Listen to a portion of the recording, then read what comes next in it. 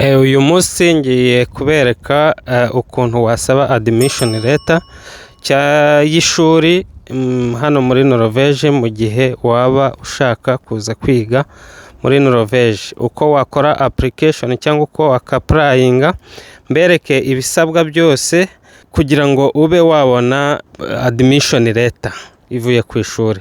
Hari benshi rero bagiye bambaza uko waza kwiga muri Norvège, ukiga kaminuza ukabona PhD cyangwa se masters cyangwa se degree. Ibi byose tugiye kubirebera hamwe muri iyi video. Nimba utarakurikiranye part ya mbere n'iya kabiri, tugiye gukora part ya gatatu ivuga ku kuntu wabona admission letter, kuko ibi ni ingenzi mu gihe ushaka kuza kwiga inaha. Ni ngombwa yuko ubanza ukabona admission letter ivuye ku ishuri ushaka kuza kwigaho. Uyu munsi rero turareba zimwe muri universite ziri muri Norvège, cyane cyane uyu munsi turibanda ku yo bita University of Bergen. So iyi ngiyi niyo tugiye kurebaho ukuntu wasabaho admission letter, ibisabwa byose n'ukuntu wakora account. Ibintu byose bisabwa ndaje tubirebeho hamwe. Rero kurikira kandi ukore subscribe nimba ari ubwa mbere uje kuri iyi channel, ukore share ndetse na like. Nimba hari ikibazo ufite commentinga cyangwa ukibaze, hanyuma turebe ko twagikemura. Genda urebe part ya mbere n'iya kabiri, nibwo uri bubashe gusobanukirwa aho twahereye, maze uze urebe n'iyi part ya gatatu. Yes, nkuko mubibona rero hano tugiye gutangira. Uraza hano kuri Google, ukirike, dore Google ngiyi. Mara kuyikirikaho uze hano hari search, aha wandikemo University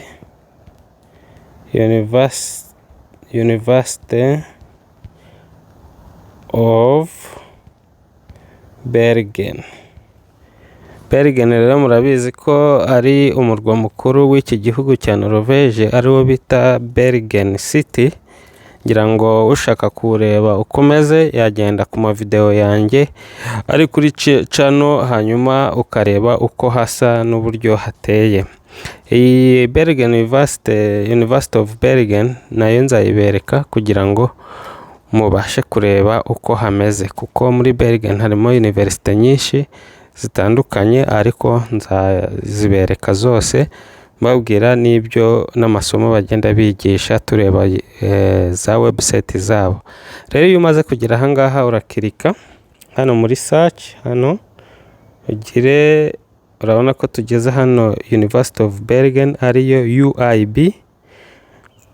So uze hano urabona ko hari studies, hari search, hari admission application.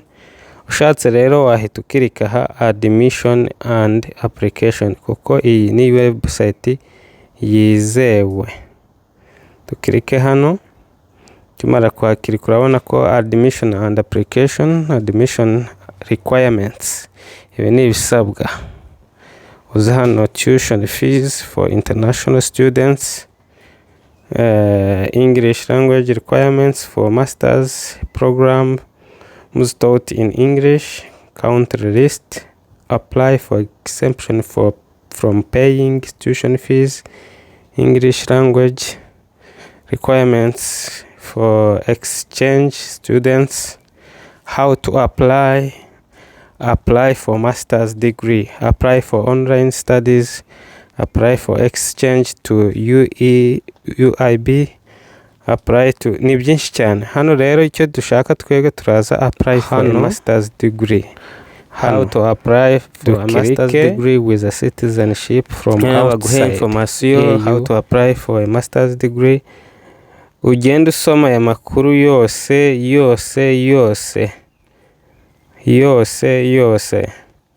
Tuition fees for international students, ugenda usoma aya makuru yose. Applicants residing in Norway and Nordic citizen. N'abari muri Norvège urabizi ko bataguhereza ishuri utarisabye, aha hose uraza usome. Ariko twebwe how to apply, turaza hano aha applicants residing in Norway. Oya, aha siho dushaka, aba ni abatuye muri Norvège. Turaza hano ahangaha dukirike, noneho tuze hano urasoma ibi byose, ntabwo nshaka kubisubiramo. Noneho bakubwire ngo apply here. When to apply, hano haruguru havuga ngo when to apply for programs starting in August 2026. The application portal opens 1st November 2025. The application deadline is 1st December 2025. Ahangaha you will receive your application results by April 2026. Ahangaha ni information ziriho z'umwaka ushize, ariko bivuze ngo bivuze yuko nta kibazo ugomba kuza ukaprayinga, kuko ntago bashyiraho 2027 kandi uyu mwaka utararangira. So uraza hano apply here.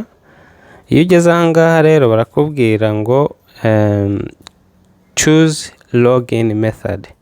Hano iya mbere ni ID portal. Iyi ngiyi ikoreshwa n'abantu bafite umubare 11 w'abantu batuye muri Norvège.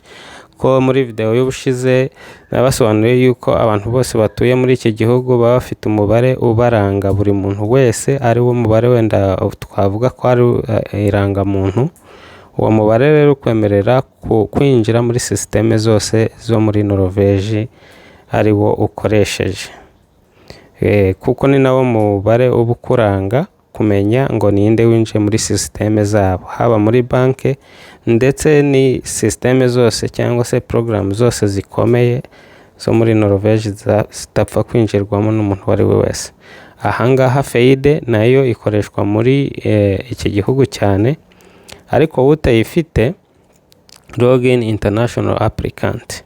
Ahangaha ni huri bujye applicant without a Norwegian national identification number, ariyo uriya mubare nakubwiye 11. Uraza ushyiremo email na password, ariko mu gihe utabifite uraza hano ugire aha register new international applicant. Aha rero kugira ngo dukomeze tujyemo turakirika hano, noneho bakubwire ngo application form for international student. Wemeze okay. Do you have a Norwegian ID number? Uvuge ngo no, komeze. Are you or have been a student at the University of Bergen? Uvuge no, komeze. Did you apply for the University of Bergen last year? Uvuge no, ukomeze. Noneho ahangaha rero urabona ko baguhaye amakuru. Ahangaha ukomeze. Ahangaha nuza barakubwira andika amazina yawe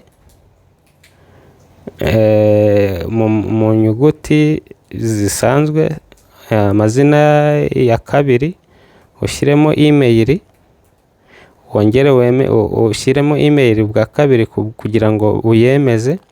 Citizen of, uhitemo igihugu cyawe. Ahangaha ushobora gukirika hano aha kuri iyi arrow, kirike gutya uhitemo igihugu cyawe. Nimba ari mu Rwanda ushyiremo mu Rwanda, nimba ari Kongo ushyiremo Kongo, nimba ari Burundi ushyiremo Burundi. Igihugu uturukamo cyo ufitiye ubwene gihugu. Nimba ari Uganda ushyiremo Uganda, nimba ari Tanzania ushyiremo Tanzania, aho ufitiye ubwene gihugu. Ariko ahangaha ntago wenda turi buhitemo, no kubereka gusa. Turasubira inyuma ushyiremo amatariki wavukiyeho ari ku byangombwa byawe. Tuvuge nimba ari ya mbere y'ukwa 4 cyangwa y'ukwa 6 n'umwaka wavutsemo. Ahangaha ushyiremo sex, no kuvuga igitsina cyawe. Nimba uri umugabo ushyiremo umugabo, nimba uri umugore ushyiremo umugore. Ariko ahandi umugabo, hanyuma nurangiza ugire submit. Aho ngaho uraba ukoze icyo bita account cyangwa ukereye account, hanyuma uze gusubira inyuma. Nuba wayirangije uraza kuza hano aha wandike email yawe, hano ushyiremo ya password baguhaye, hanyuma uhita ukora login. Aho ngaho nibwo uri bugende ukagera ku ntuze kuri application kuri form iyo uri bwuzuze cyangwa ku bibazo bakubaza, hanyuma ukashyiramo ibisabwa byose. Rero nimba mushaka ko dukomeza nkazabereka n'uburyo ibibazo bimeze, mwambwira tugakomeza, cyangwa se nawe ukaba wajyamo ukagerageza amahirwe, waba ubona bikomeye hanyuma ukazambwira nkaba nagufasha dushingiye kuri biriya byose bigize gute bisabwa. Ni byiza rero ko wasoma amakuru yose hanyuma ukareba ibisabwa kugira ngo ubashe kugendera kuri gahunda, kuko mu gihe waba utabishyizemo neza cyangwa utarabisomye, nuza application yawe bashobora kuyanga, bakakubwira ko ikaba rejected cyangwa bakakubwira ko itaciyemo. So kuri iyi channel nakagaruka, hanyuma nimba ufite ikibazo andika muri comment, cyangwa nimba ufite mugenzi wawe nawe wifuza ku amahirwe nk'aya,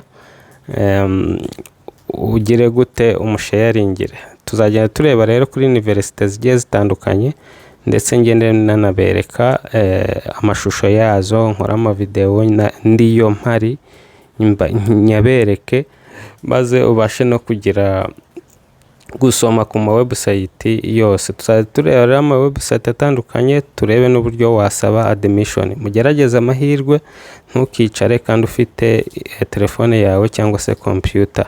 Nukugerageza ibintu byose n'amahirwe, ari gihe wabona biciyemo. Sawa, bye bye.